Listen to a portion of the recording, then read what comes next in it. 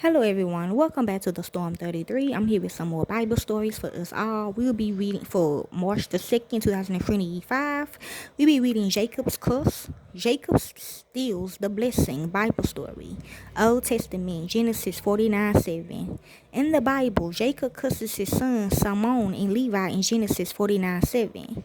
Jacob pronounces the curse because of their violent anger and the crimes they committed. What Jacob cursed his sons for?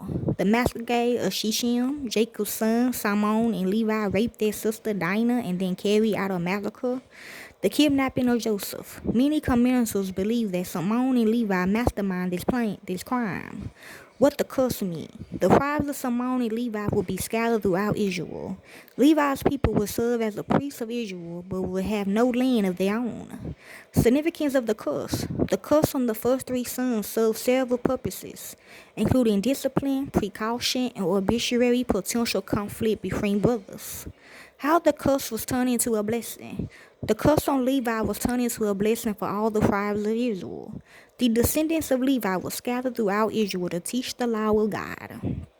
Throughout the story of the Bible, God singles out different people like Jacob to be the conducer of his blessing to all humanity.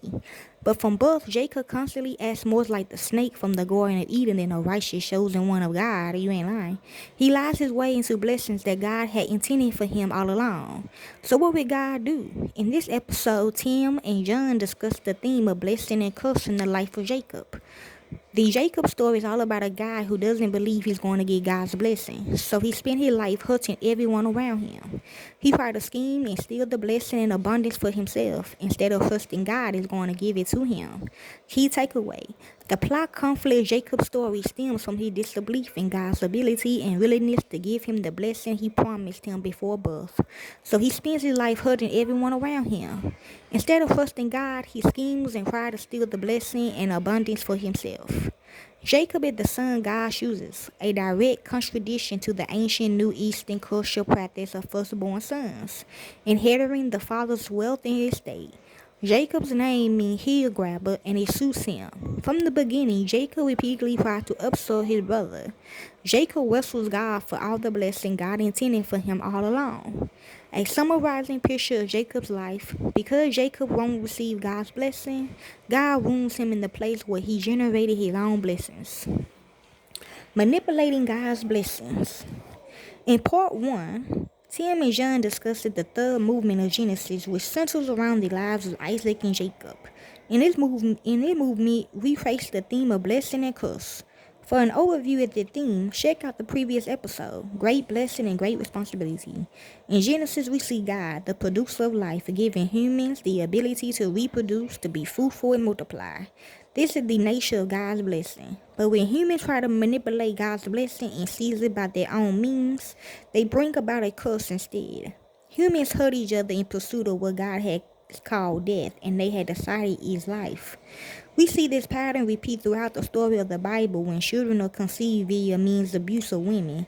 For example, when Abraham fails to trust God's promised blessing of a son, he and Sarah choose to abuse their servant Hagar, and Abraham has a child with Hagar.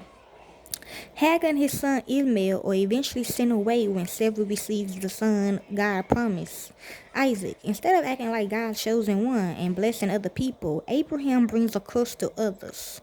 Conduce of the curse. In part 2, Tim and John discuss the pattern of God's chosen ones, Abraham, Isaac, and Jacob, being conduce of the curse just as frequently as they are conduce of blessing. So why does God continue to give responsibility to people that seem unworthy of his trust? Abraham is bad and occasionally acts like the snake from the Garden of Eden. But the grandson of Abraham doesn't just occasionally act like a snake. It seems like he born a vicious lion snake. What if lion is his language from the womb? That is exactly what the story of Jacob is all about. Bokwa and Bikwa is part 3. Okay? Pay attention to the life of Jacob and the third movement of Genesis. Genesis 25:19 through 37:1. Jacob and his friend brother Esau wrestle each other even within the womb. Before the birth of her sons, God promises Rebekah that the second-born son, Jacob, will rule over the firstborn son, Genesis 25:23. God chooses Jacob, a direct contradiction to the ancient Near Eastern cultural practice of firstborn sons inheriting the father's wealth and estate. Jacob's name means heel grabber and it suits him. From the beginning, Jacob repeatedly tries to usher his brother. In the first story about the brothers in Genesis 25, Jacob buys Esau's birthright, Beroka, with a bowl of stew. There's something powerful here about how often humans exchange God's blessing for a quick fix. Later, Jacob and Rebekah schemed together to steal Esau's Baraka, the blessing of the firstborn, with another meal, this time by deceiving Isaac. Ironically, the blessing that Jacob steals is one God destined him for all along. Jacob is either unaware of what God said about him or he just can't believe it.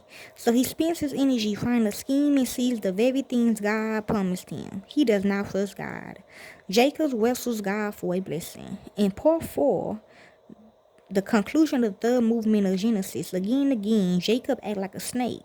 After he deceives Isaac with Rebekah, we never heard about Rebekah again.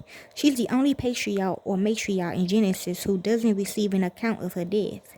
It's as if she had brought a curse upon herself because of the plan she set in motion. What she thought was good in her eyes brings not blessing but death, as well as separation from her beloved son Jacob, who she never sees again. After this, Jacob enters a 20-year period of exile, leaving home to stay with his uncle Laban. Jacob and Laban take turns deceiving each other. Jacob's flocks continue to multiply, and he ends up with 4 wives and 12 sons, all evidence of God's blessings. But his wives are rivals, and so are his children. His family divided and constantly hurts each other, and it all stems from Jacob's own failure to trust God. He remains determined to seize God's gift by force at the expense of others. At the end of this exile, as Jacob prepares to encounter his brother Esau again, he stays up all night scheming, sending his wives and children ahead of him in reverse order of importance. Then God shows up to wrestle with him and punish Jacob in the ground and the biological source of his fruitfulness. Because Jacob won't receive God's blessing, God wounds him in the place that allowed him to generate his own blessings. Jacob wrestles God for the blessing God intended for him all along, a summarizing picture of Jacob's life. For the rest of his life, Jacob walks with a limp. He's a wounded chosen one, not unlike other wounded chosen ones we will meet later in the story of the Bible, notably the suffering servants of Isaiah. But unlike the suffering servant, Jacob brought about his own pain. The suffering servant is righteous, and his wounds are received on behalf of the sins of others. But the message of Jacob's story is clear. God never forsakes his chosen ones, even those who are less than righteous.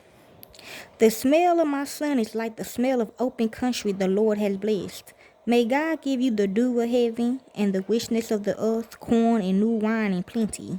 Let nations and people serve you. May you rule over your brothers, and may they bow down to you. Let anyone who curses you be cursed, but blessed be anyone who blesses you.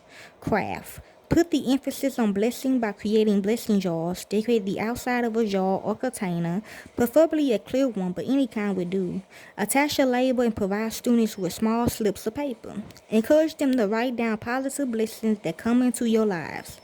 They should place these into the jar and watch as God blessings fills things up. Okay, and that is the story of Jacob's curse. Jacob steals the blessing. Enjoy.